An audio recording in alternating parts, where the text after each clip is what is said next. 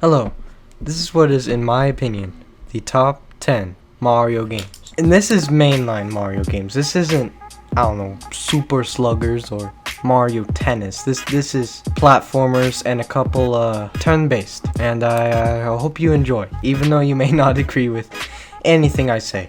Take my opinion with the slightest pinch of salt.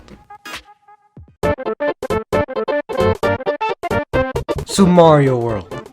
Now I know, I know, this is too low for all of you ancient medieval people born back then, but I don't know, the rest was too good.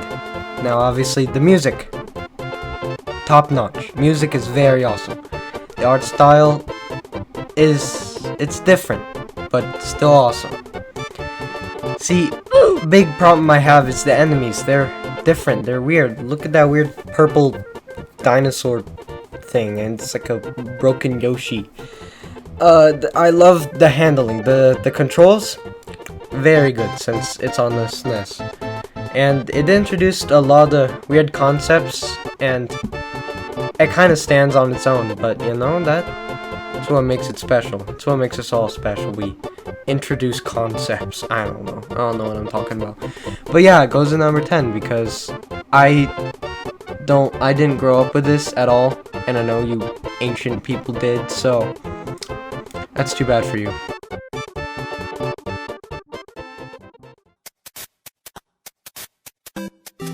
Super Mario Bros. The first. Now I know I'm going to die. Someone's going to send a hitman after me because of this, but I know it had a huge impact, and it's one of the biggest games arguably of all time, but it had some problems, and obviously it's an old game, so it's gonna have some glitches, and it's not gonna be as high quality as Trash the Game. But the music, okay, the music is very nice. Back then, I don't know how they felt about it, but I really like the music. That may just be my 8-bit loving side. But yeah, it is somewhat glitchy. There are some weird glitches everywhere. The Minus World, and yes, sliding through blocks and stuff, but it is very fun and still enjoyable today. But yeah, I don't know what else to say, but you get a good out of 10. Now with Paper Mario, the million day window or whatever it's called, it's not my favorite in the world, but it's on the list. The music isn't my favorite. I know that sounds wrong, but it just isn't. I've never really played it much. Not much. Turn-based games aren't for everyone, especially for Mario, because, you know, it's all about platforming and stuff. And, well, the graphics are, you know, they're there. they exist. And I don't know, I had fun with this, obviously. I mean, everyone does. I mean, it's a Nintendo game, you're probably gonna have fun, but just wasn't my favorite thing in the world. And it's not for everyone, but if you do like it, as most normal people do, then that's great. Good for you.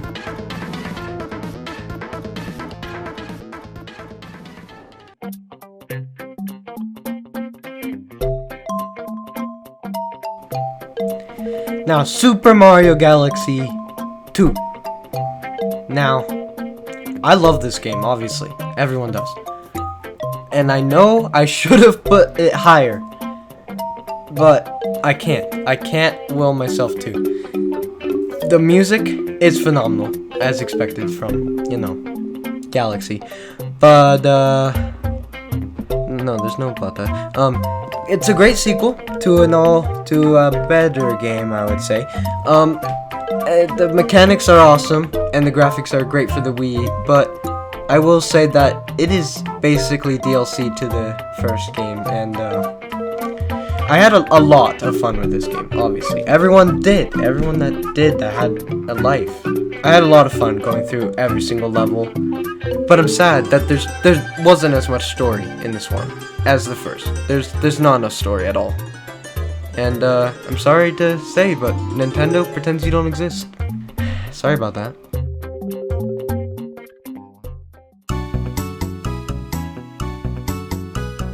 Now, Mario & Luigi Bowser's Inside Story. Not everyone knows this game. It's not the most known thing in the world, but it's one of my favorite games of all time. It's my favorite DS game for sure. The music is very memorable, although it does get repetitive when you're in the same area for about an hour. Turn-based, again, as I said for Paper Mario, it's turn-based isn't for everyone, but that's just a given. I think the story is phenomenal.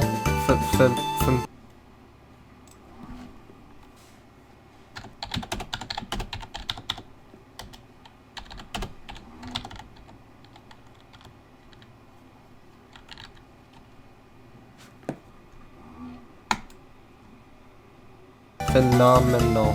Yes, that word. The mechanics are really cool. I love switching in between Bowser and Mario and Luigi, and I like how you go inside Bowser. He moves you around. I don't know, I find that really cool. I find going through the body, little submarine adventure, you know, with Miss Frizz. That's pretty cool. I love that kind of thing, and I know that some people will say this is too high on the list, but they're just wrong. Okay, for Sunshine, I don't know this is too low or too high. I think it's just about right. I think people would agree with that. The music, it's pretty fun. It's catchy. There's just not that many that are my favorite. The controls, I don't super love. Well, I don't love the GameCube controller, which is an unpopular opinion, but it's mine, so, it looks great for the GameCube, I would say. I think. I don't know. I haven't really done a lot with the GameCube. The water nozzle thingy, the flood mechanic, it isn't my favorite in the world. I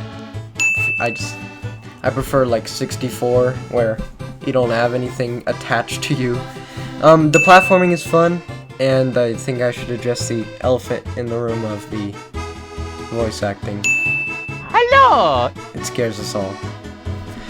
Yeah, I don't know why they made that specific decision to do that, but you know, they did, so that's a choice.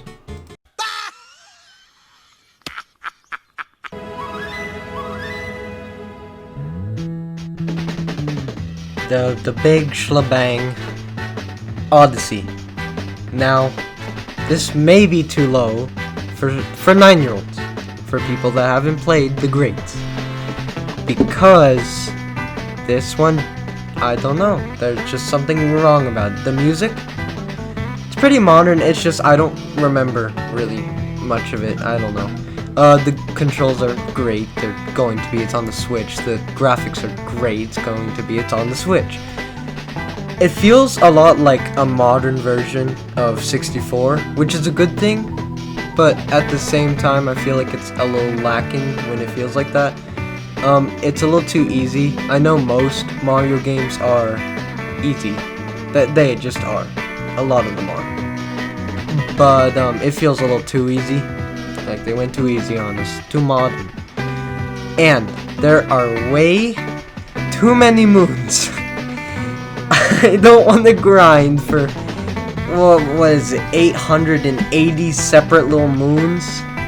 That is not okay. That is not very nice. That's quite a few.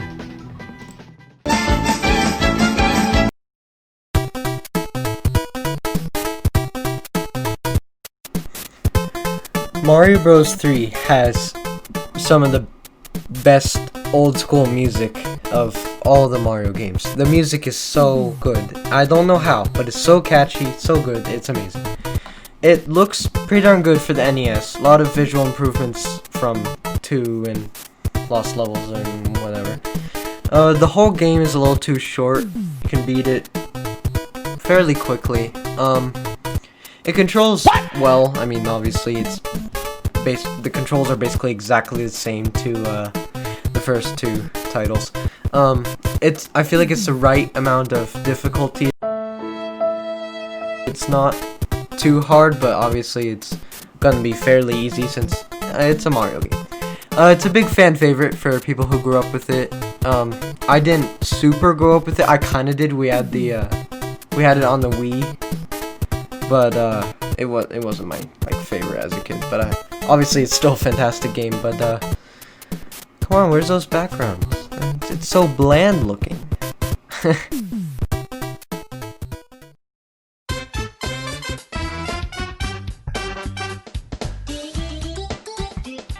I will have to say, in second place is 64. Don't kill me. Let me explain. Okay, so the music is great, obviously, but there's not enough of it, and it gets repetitive when you're doing the same level 100 times. Trying not to die because of that stupid, I don't know, what kills you a lot? The chain chomp. It's the first full 3D game, obviously, so that's got a plus. It looks passable for its time, and it looks interesting. There's stuff around. The controls are there. They're not my favorite, because in line with the camera that has 100 issues, everyone knows the camera's bad. The camera is just terrible. But I mean, the cameras, it's really fun, I think, and has a good replay value. I think people would agree with that. It had a huge impact. And it was only kind of a part of my childhood. I played it a bit on the virtual machine on the Wii and the 64. But I got more interest for it later on, and I played it a little more. I don't know.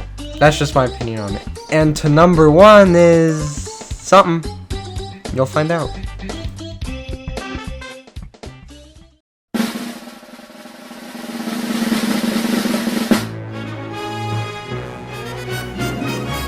The music is possibly the best Nintendo music I've ever heard. It's phenomenal. Yeah, I'm messing up again. The world design, or the many planet world design, is very cool. I love like the gusty garden and the bee ones. Yes, the bee ones.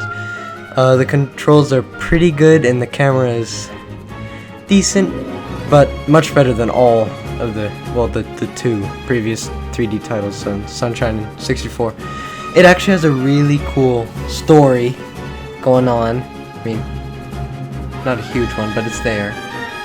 A lot of cool power-ups, except for the spring. No one likes the spring. It's terrible. The gravity is a great mechanic. I love it, and it's used perfectly and almost never fails me. I love the theme of being in space and the art style of the whole game. It's definitely my favorite Wii game, and it's probably in my top 3 favorite games of all time. Well, I hope you enjoyed this top 10 that I know was very wrong. Everything about it was wrong. But I enjoyed making it, and I hope you enjoyed watching it.